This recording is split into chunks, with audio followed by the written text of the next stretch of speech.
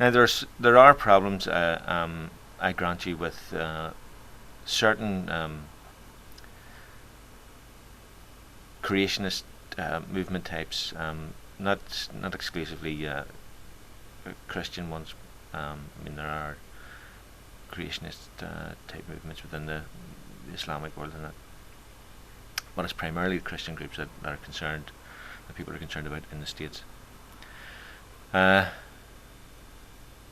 the biblical literalists, and they concern me as much as anyone else. I mean, as far as I'm concerned, there is no place within the education system for teaching intelligent design on a par with proper scientific endeavour. I mean, I've read Behe's book, Darwin's Black Box. And when I read it first, I thought, oh, that's brought up some interesting points, things I hadn't considered before. But when I read the counter arguments against him, I mean, there were his examples were successfully, well, to my mind anyway, they were successfully dealt with available science at the moment. There's a tendency, though, certainly within groups here, and I think you've done it yourself, Joe, to sort of over-egg the pudding in relation to what science can do. I think it was a video you did to, what do you call that girl? Sable Chicken or something? Talking about abiogenesis, and you were trying to explain to her the current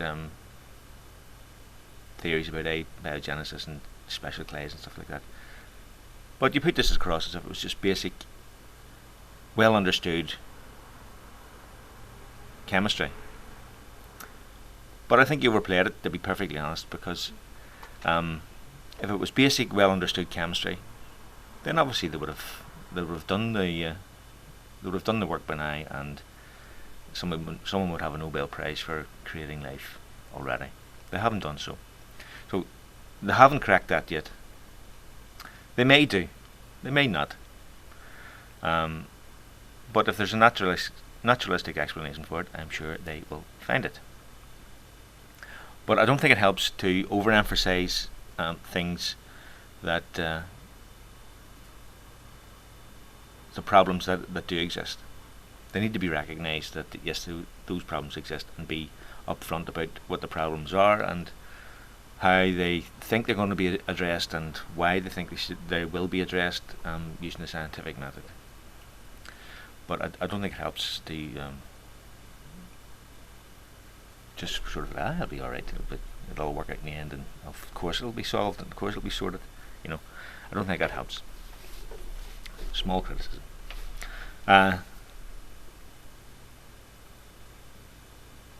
But as I was saying, I'm concerned about the this trying to get intelligent design into the classroom, into the science classroom.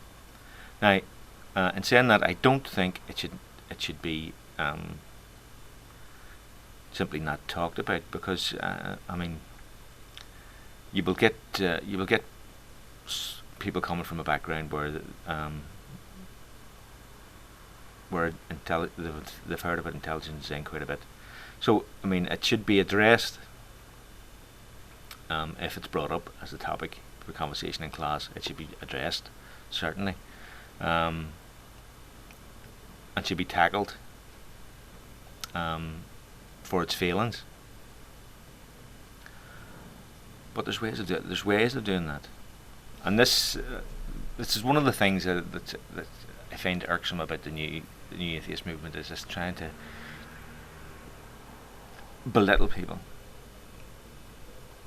As I mentioned before, belittling people and sort of trying to demonise them, and this very emotive language that Dawkins and others have used, sort of comparing parents teaching their children about religion, about their religious faith, as akin to child abuse, or worse than child abuse. And what does he think people's reaction is going to be about that?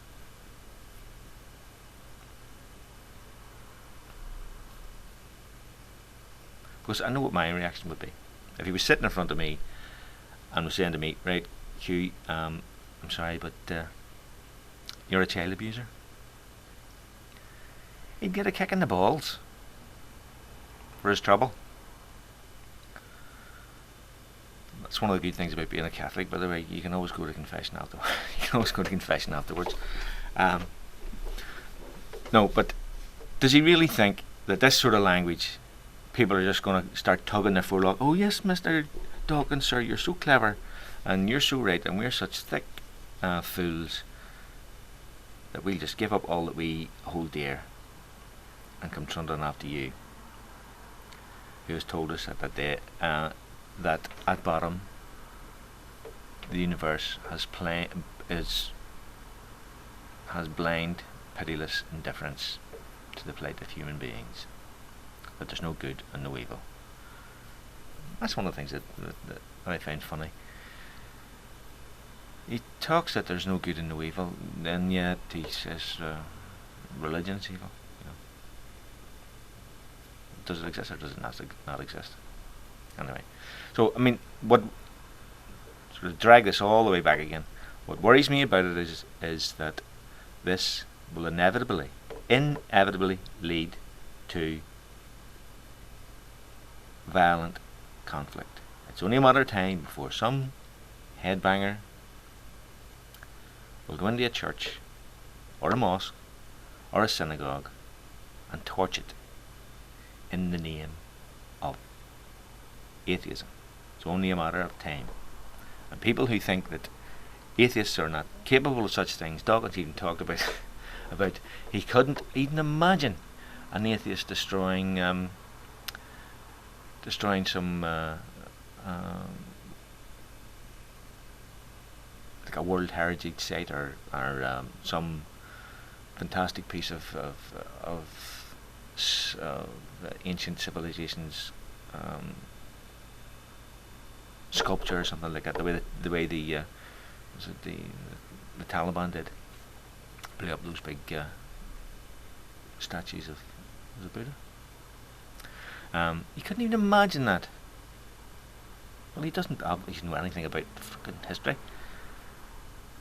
You only have to look at the history of Stalinist Russia. They destroyed 95% of the churches and killed off 95% of the clergy.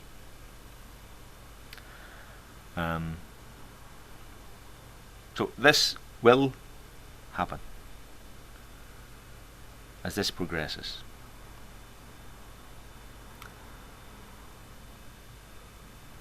And that's what concerns me about the whole situation.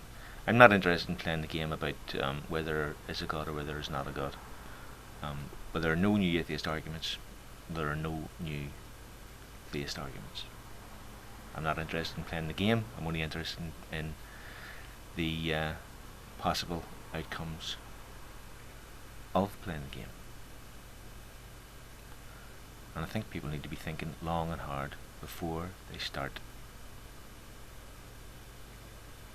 demonizing other human beings. It only leads to conflict, pain, suffering, and death. Alright, mate? Well, let us know what you think.